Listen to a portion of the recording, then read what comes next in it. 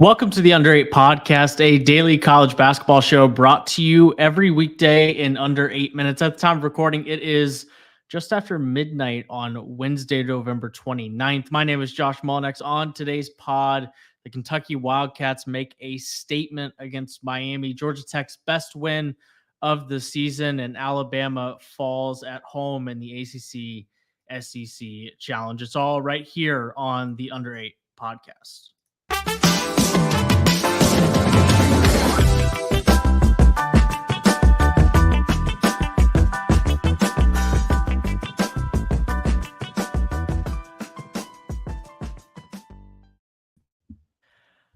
Number 8, Miami versus number 12, Kentucky in Lexington. On the surface, a game you'd expect to be highly competitive. Josh Doering, ultimately, the reality was it was a 95-73 win for the Kentucky Wildcats. Looks like maybe a little bit of technical issues with Joshua. Once we get his camera back, we'll throw him back on the screen. But Kentucky 95-73, the final score on the opening night of the ACC SEC Challenge. Quite the statement. Quite the statement. Wildcats shoot 37 of 62 from the field. It was, once again, like it seems to be every night for Kentucky, Reed Sheppard off the bench in 30 minutes, 21, 5, 4, and 3 on 8 of 13 shooting, 5 of 9 from the three-point line.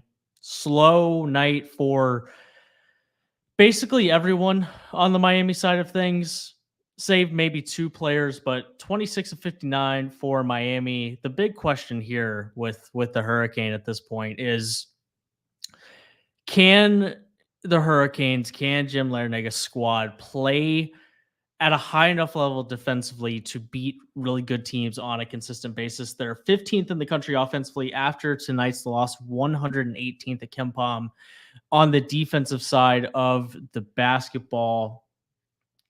This is something that I've been curious about with the Hurricanes coming into this season, because I felt like the consistency of their offense maybe was going to go away, maybe not go away, but was certainly going to be tested with the departure of guys like Isaiah Wong leaving the fold, that on nights where they just score 73 instead of 85, 90, 95, are they keeping up with teams like Kentucky this year? And on this particular night, the answer was no. I believe that we have Josh again. We'll pop him back onto the screen. Josh, just talking about Miami on a night where they were fine but not great offensively, and the defense just couldn't keep up.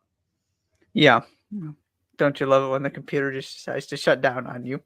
Very much. So my apologies. The big thing for me here is that if you can't take advantage of Kentucky's lack of size right now, and we're getting closer to that not being an issue, Kentucky is just a better team. Which is kind of to your point that Miami is not as dynamic offensively, still has the same defensive issues. And when you don't have this massive advantage of Norchad or Amir, because Kentucky has to play the same way, and Kentucky has Trey Mitchell, and Amir gets in foul trouble. To me, this Kentucky team, we talked about this after the Kansas game, that there were so many positives to take away from that. And they are in many ways the opposite of the last couple of seasons. They do all the little things really well. They move the ball. They don't turn the ball over.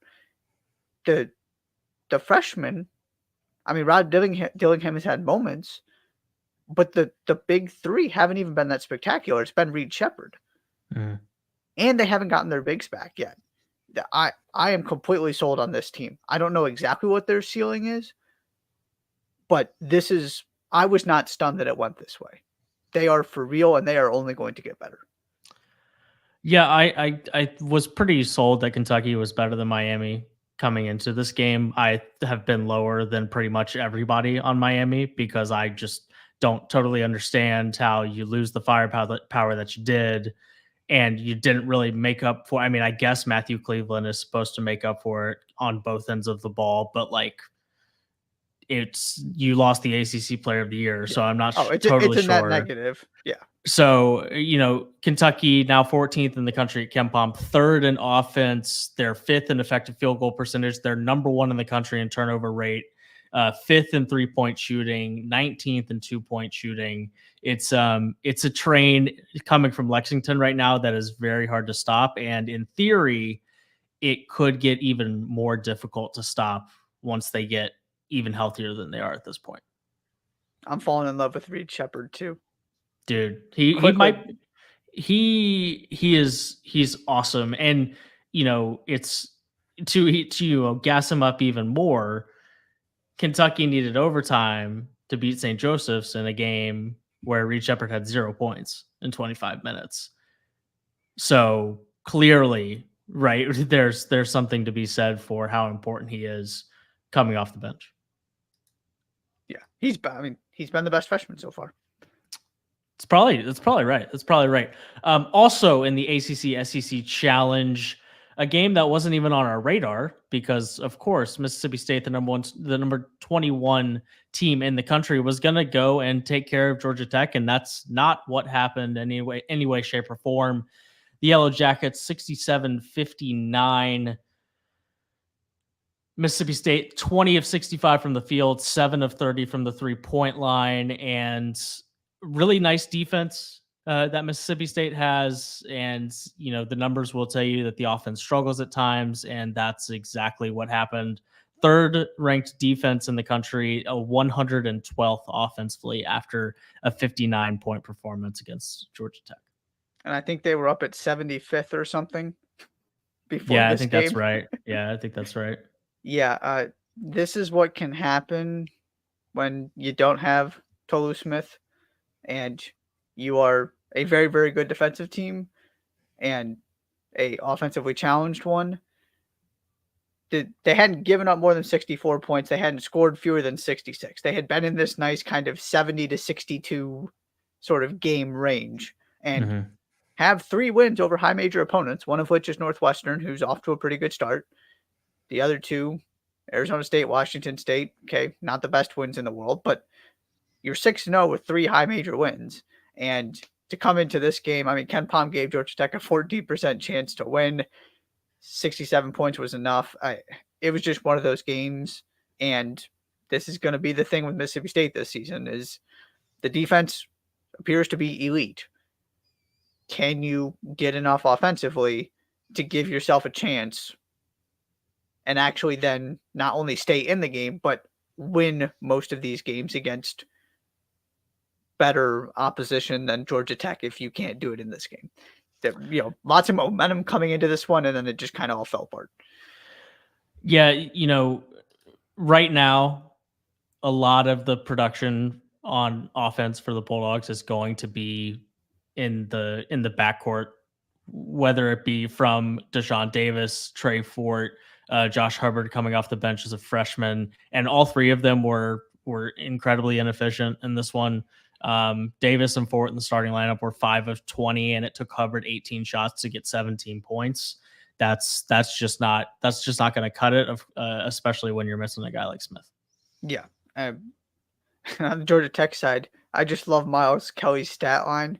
22 and 11 looks great. 5 of 16 from the field. So of those 5 made field goals, 4 of them were 3-pointers. Strange game.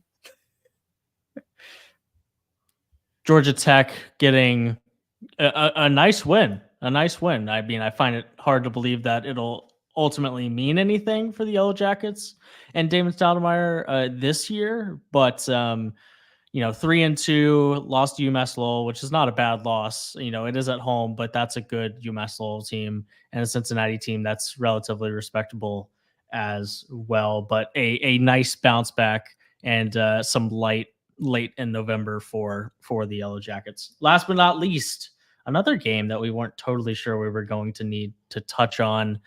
Alabama one of the better offenses in the country thus far, putting up numbers that are very, very impressive. Number one at KenPom, at least before the Clemson game, put on the resume. But 105 points, 102 points, 102 points, 98 points, 99 points. But it was an 85-77 loss for the Crimson Tide, shooting just 34% from the field. Yeah, it looked like for a minute there they were going to run away with this. Mm-hmm. The three started falling. Mark Sears went unconscious for a little bit. And then Clemson scored 13 straight points and just never relinquished the lead after that. And it's not like this was because of PJ Hall, which is the interesting part on the Clemson side. He had a good game. He also got himself excused from the game on multiple occasions with foul trouble and just fouls he didn't need to commit, which is, if there are a lot of positives to go to, but the next level for Clemson is keep PJ Hall on the floor if you're going to consistently try and play with the best teams in the country, because what they're showing you is that between him and those guards, when they all show up, they can play with the best teams in the country. And when he was on the bench, that was when Chase Hunter and Joe Girard kept knocking down threes and kept making plays. Ian Shiflin was really, really good, just energy, rebounds, effort plays. They got a bunch of contributions from the role players and the guards that you need to show up. And so here they are with a really good start to the season, an important win for a team that didn't have a great non-conference schedule last season, and also an important win for the ACC, piggybacking off of Georgia Tech to at least get something out of this competition that has not gone particularly well. I feel like it is important to say that PJ Hall had 21, 8, 2, and 4 in this game. Yes, he was in foul trouble, but we can't. This isn't a win that they got without PJ Hall playing really well. Yes. Just the next step is let's keep him on the floor. But very, very, very good performance. I'm nitpicking. The thing that surprised me was, you look at the box score and it's 33-32 at halftime, and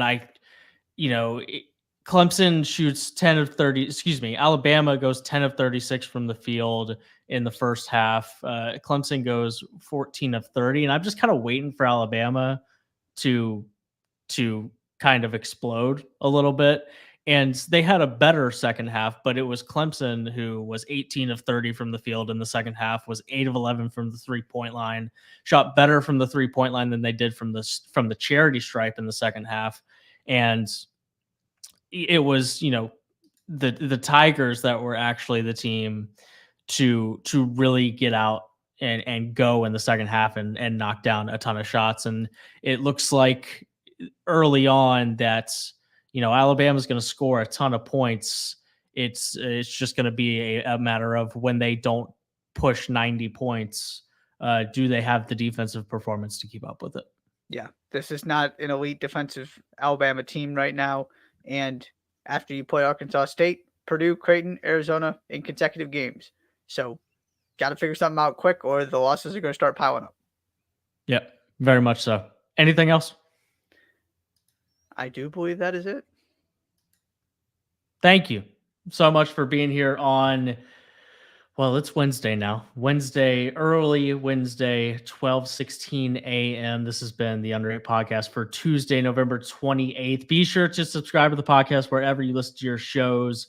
Follow the Under 8 pod on Twitter, TikTok, and YouTube. We'll be back tomorrow with more ACC, SEC challenge and plenty more college hoops. Thanks so much for being here, and we will see you tomorrow.